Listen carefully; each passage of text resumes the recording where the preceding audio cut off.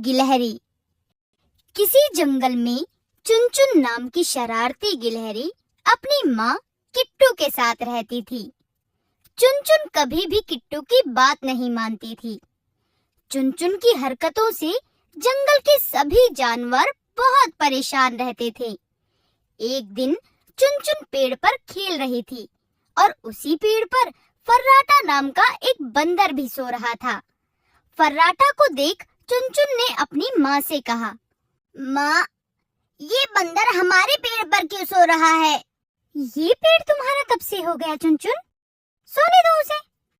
लेकिन माँ, जंगल में और भी तो पेड़ हैं। इससे कहो किसी दूसरे पेड़ पर जाकर सोए। चुनचुन, जैसे ये जंगल सबका है, वैसे ही ये पेड़ भी सबका है। इसीलिए तुम इस पेड़ से उसे नहीं हटा सकती। किट्टू ये बोलकर चली गई, लेकिन चुनचुन को एक शरारत सूझी। वो बंदर के पास पहुंची। उसने बंदर की पूंछ को पेड़ की टहनी से बांध दिया। उसके थोड़ी ही देर बाद जब फर्राटा बंदर सोकर उठा तो उसने दूसरी टहनी पर छलांग लगाने की कोशिश की, लेकिन उसकी पूंछ बंधी होने के कारण वो दूसरी टहनी तक नहीं पहुंच सका और वहीं पेड़ से उल्टा लटक कर चिल्लाने लगा, बचाओ, बचाओ, मैं यहाँ पेड़ पर उल्टा लटक गया हूँ, बचाओ। फर्राटा के चिल्लाने की आवाज सुनकर सभी जानवर वहाँ आ गए और तभी वहाँ मौजूद जंगल का राजा शेर सिंह बोला, अरे फर्राटा, तुम इतना चिल्ला क्यों रहे हो? किसी ने मेरी पूंछ टहनी से बांध दी है। लेकिन तुम्हारी पूंछ टहनी से कौन बांधेगा? किसी को क्या मिलेगा ऐसा करके? ये काम उस शरारती चुनचुन ने किया होगा। वो ही जंगल के सभी जानवरों को परेशान करती है। ये बातें किट्टू और चुनचुन पेड़ के ऊपर बैठकर सुन रही थी। इतने में चुनचुन बोली, हाँ, मैंने ही बंदर की पूंछ पेड़ से बांधी है। लेकिन तुमने ये सब क्यों किया? बंदर ने तुम्हारा क्या बिगाड़ा है? जंगल में इतने सारे पेड़ हैं, तो ये बंदर इस पेड़ पर क्यों सोया? ये हमारा पेड़ है। ये सुनकर सभी जानवर हैरान रह गए। तभी हिरन बोला, चुनचुन, एक बात कान खोलकर सुन लो। ये जंगल सबका है, इसलिए यहाँ के पेड़ों पर भी सबका अधिकार है। चुनचुन, अगर अब तुमने जंगल में किसी जानवर को तंग करने की कोशिश की तो मैं तुम्हें इस जंगल से निकाल दूंगा। ये सुनकर किट्टू जल्दी से बोल पड़ी, नहीं नहीं महाराज, चुनचुन अभी छोटी है, उसको माफ कर दीजिए। आज के बाद वो ऐसी शरारत कभी भी नहीं करेगी। मैं अभी फर्राटा की पूंछ खोल देती हूँ। ये कहकर किट्टू फर्राटा बंदर की पूंछ पेड़ की टहनी से खोलने लगी और तभी फर्राटा बंदर पेड़ से गिर गया। इतने में शेर सिंह बोला, किट्टू, किट्टू, समझा देना अपनी बेटी को, ये उसके लिए आखिरी चेतावनी है।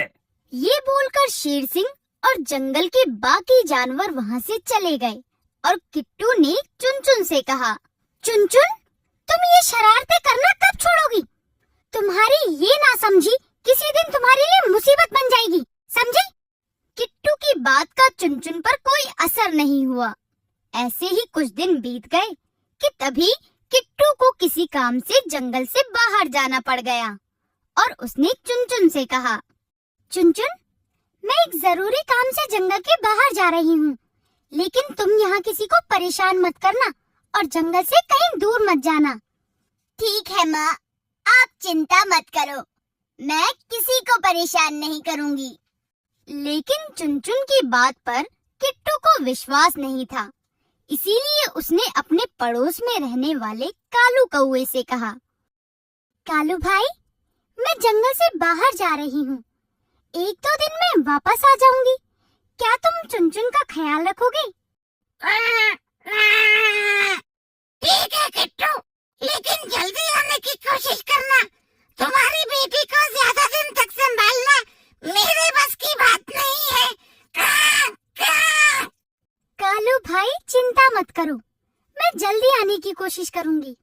ये बोलकर किट्टू चली गई और चुनचुन वहीं जंगल में रहने लगी। एक दिन चुनचुन पेड़ पर अकेली बैठी सोच रही थी। माँ को गए हुए इतने दिन हो गए, क्यों ना मैं भी जंगल से बाहर जाकर माँ से मिलूं। माँ मुझे देखकर कितना खुश होंगी। ये सोचते हुए वो पेड़ से उतरने लगी ताकि वो जंगल से बाहर जा सके।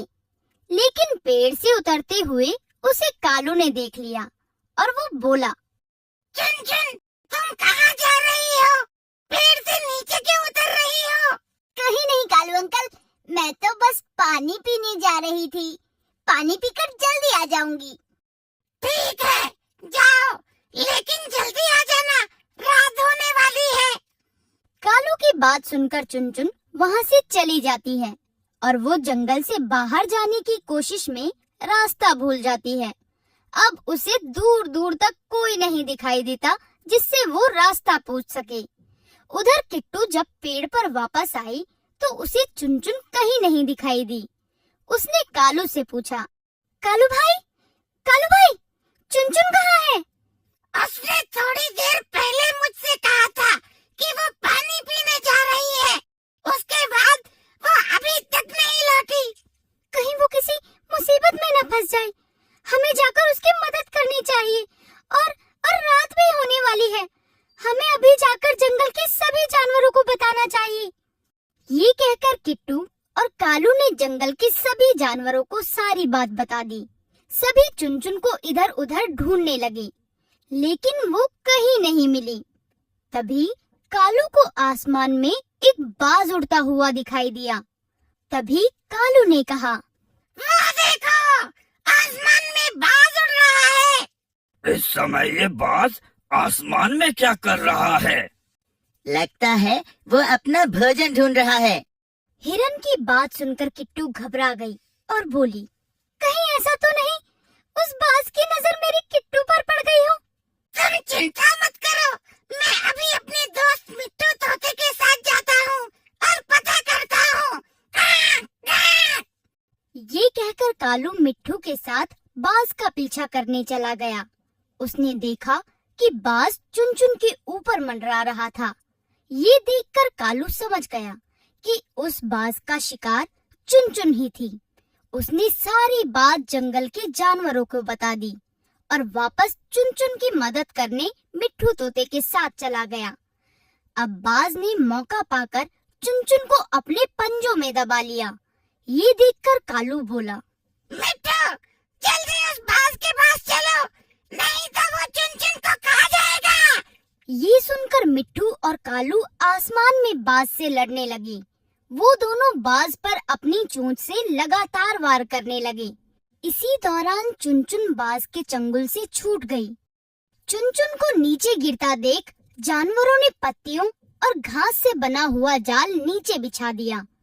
चुनचुन उस नरम जाल पर आ गिरी।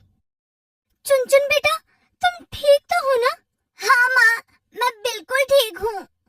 चुनचुन, हम तुम्हें इसलिए समझाते थे कि शरारत मत किया करो।